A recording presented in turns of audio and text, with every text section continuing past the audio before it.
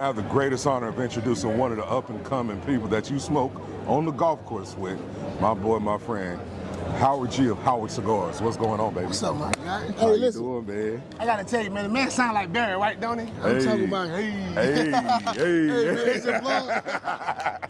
Yes, sir. So I want to know, why are you one of the most hated cigar vendors out here in the USA? Well, you know what, baby? I can't answer that. I can't answer that because, you know, people that have an issue with me really got an issue with themselves. Right. You know, because we stay in our lane. We do our thing. Yeah, we got action. You mad at me, you mad at God, right? Yeah, for real. I mean, it's okay, though. Yeah. You know, when I realized that Jesus wasn't liked by everybody, I knew I didn't stand a chance. But I just try to put my right foot before my left foot and then keep vice versa, keep going on and on from there. But you know what's crazy? What's that? Everybody love your cigars. Everybody love your cigars. Type shit. They can't say nothing about that, right? No, we got a good product. That's the one thing that we're blessed to say is that we have a great product line. So is they hating or they hate? Hey, you know what they say? They say you ain't got no hate, you ain't popping. Hey, and one thing is, my brother, you popping. Hey, one thing about it, we popping. You know what I'm saying? You're popping, pop your collar. I feel you. So you gave me today's draft day, right? Draft Day 92. Tell me about this. So Draft Day 92, basically, on my All-Pro Series, one of my NFL legends, Leon Searcy, greatest offensive lineman in the history of the Miami Hurricanes. Man, in 4 seasons, he won 3 national championships. He was Bill Cowher's very first draft pick in 92 to the Steelers. He was the 11th pick. Now, he was supposed to go to my Cowboys with the 14th pick. Right. The Steelers intercepted him and took him. Yeah. And so that's why he started with the Steelers. But then when he lost to my Cowboys in the Super Bowl in '95 season, then he went to become the Jacksonville Jaguar, top 14 Jaguar of all time. Yeah. And one of the things about Big Search is a real deal smoker. He has shows, his top 20, 10 XL show is in Jacksonville. It's a great show. Yeah. And people watching all across the country. But when he gets off the air, he's headed to the cigar lounge. Right. That's what he's gonna do every single day because he's a real deal smoker. So one day we were sitting there, I said, big fella, I said, Big Searcy, he said, Howie, talk to me. I said, listen, man, we're gonna do something to honor the first round pick because at the end of the day, that's a club that only 32 young men will be a part of every single year. Right. And that's it. I don't care how great you is. You're great, Tom Brady. A lot of people consider him the GOAT. He was what? The last. Right before the last, like Right Mr. before. Irrelevant or something like that. Irrelevant. 99. Yeah. So to be the first 32 in the draft that's gonna put out 700 people, and the number one, I would say, sport in America, which is football. Football, right? You know what I mean? That's something that I think should be acknowledged and celebrated, no matter what. And so. The first thing with Draft Day 1992 for Leon is that the Big Search and the Little Search are all Nicaraguan. So he wanted something that was going to give Dominican, give him a Dominican feel. Right. And he loves the 6x60. So we wanted to go through that, and we went through an all Dominican line. Everything from Santo Domingo to Santiago to everything over there in that region, and put that together for him. Now that box is something that looks like this. So when you zoom in, you see that box. What it shows is, it shows the day he got drafted. His granddaddy was right there when the Steelers was on the phone and they was drafting him. His grandpapa, who's no longer here today, right? Wow. But he was there, and you see the look on his face. Right. Now, I do a lot of sports training when it comes to youth football and things like that. Yeah. And so I think about all the teams and all the people I help when it's done, from little league to high school to college, and then they make it to the league. And that's like the cream of the crop when you have that happen, right? Right, absolutely. The ultimate success from that. And so what this is a bunch of pictures and everything from back in his day. It wasn't no internet back then. Right. Mama used to put the thumbtacks to hold to hold the picture up on there, so put the magnet on the fridge. That's what all that is, and highlighting that. So it's 300 boxes, but only 250 that goes into the market. And the other 50 Leon will have. 32 guys that go first round, he will autograph a box and send it to him and tell them, welcome to the first round club.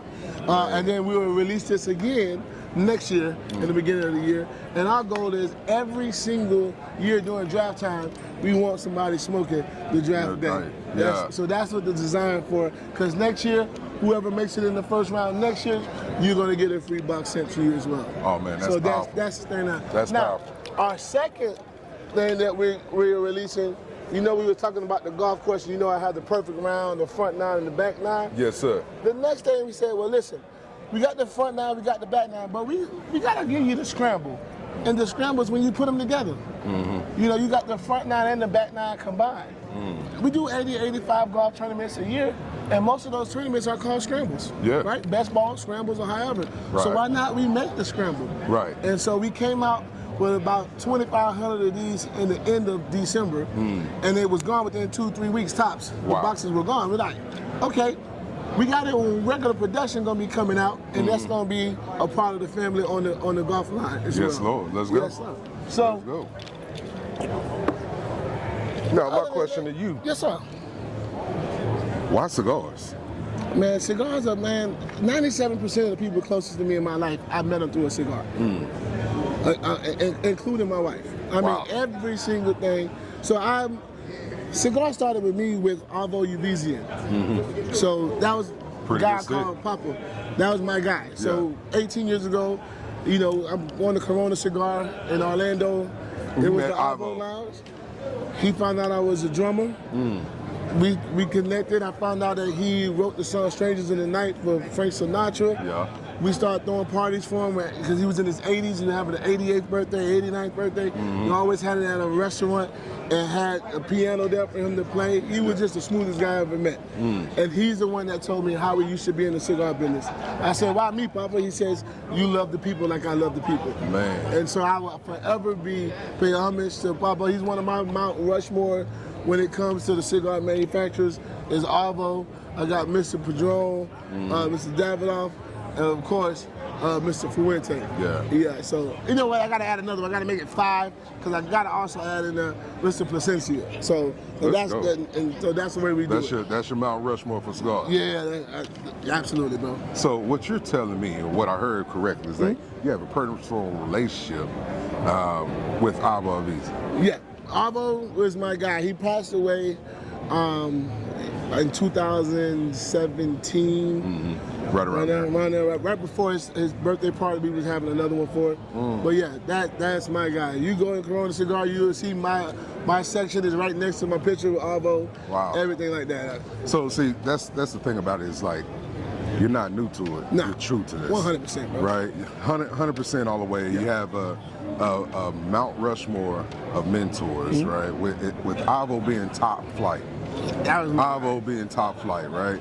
So going into that, because you say you were a drummer, because Avo was a musician himself. Yes, absolutely. Right? What was that like getting your inspiration when you were performing your drumming and doing all your musicianal things? So for me, drumming, I grew up playing drums in the church. That's how I started. You went to PK, was you? Yeah. Pretty much. Yeah. I was born and raised in the church. Yeah. I'd be suited and booted on the drums. Back in the days when you wear the long Steve Harvey suits. Yes, sir. You know, Yes, sir. with the Stacey Adams. Yes, sir. But we sweating. I had to have a whole other towel over there. Yeah. You was in They there. shout, they get it in. Yeah. Yeah, that's how I grew up. Yes, go. So that's my thing. That's my whole roots and everything. But the same passion with drumming is the same thing we have with cigars. You know, I get that same thrill of instead of playing in front of a bunch of people and seeing everybody, you know, grooving to my beat. You know, it's like the song say, "Let's dance to the drummer's beat." Right? Yeah, right. It's like the exact same thing with the cigars. When you see a group of people that never met you before, when you have an event and they over there vibing and they chilling and they looking over there like, you know what I mean? Yeah. That gave me that's the same amount of joy I get from when I was on the drum set, man. So it's the same type of thing. That's powerful. Yeah. That's powerful, brother. So, what's your biggest pet peeve in the cigar industry? Bro, there's I gotta be messy. There's a few. I mean, in Just give me everything, your biggest one. in everything. My biggest one, I would pretty much say, is I have a way of making everybody feel like they're my best friend in a way. But the sad thing about it is, it's only one me, so it's hard for me to be at all places At all times. at all times. Right. So the biggest issue for me is not being able to satisfy some of the people that want me to be at this particular spot because I'm already booked or want me to be there. Because I don't want to hurt nobody's feelings. Right. I don't want to, you know, but at the same time, I also have an appointment schedule. So if somebody lets me know, you know, 4 or 5 months ahead of time and I'm able to book that up, but you my dog, but then you want to call me 30 days from now, before your event, you want me to do something because I'm your buddy. Right.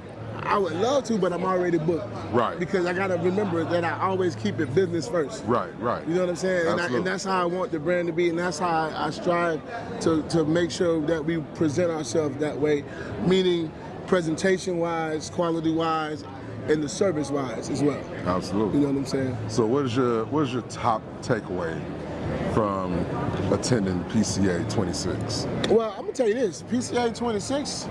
The number one thing is this is our 6th PCA. So we came out the gate at PCA when we first started, and I told my team, I said, if there's one thing we're gonna do, no matter what, it's gonna go to PCA. I don't care. And the reason why, especially when it's in Vegas, especially is because when you're a smaller brand or you're a newer brand, a lot of the bigger retailers ain't gonna get a chance to come and see you because the big boys, they gonna have when you go see the big boys, they gonna have the reps have you sit down, they gonna find out what you're drinking, they gonna go ahead and bring you a drink, right? They gonna give you one of the new cigars of light, then they gonna go over your sheet to tell you how your numbers was with them last year and what's separating you from getting to the next tier and everything like that.